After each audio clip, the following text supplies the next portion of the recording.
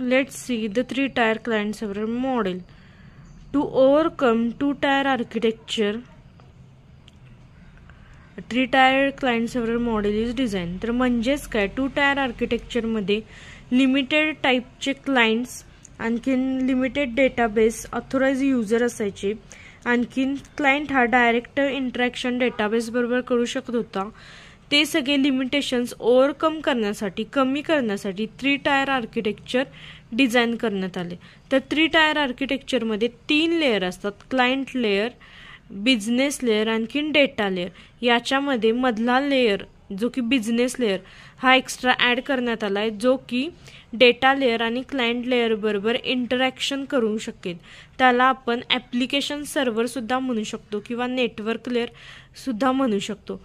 तर first layer आहे तो client application, second client application server, and third is a data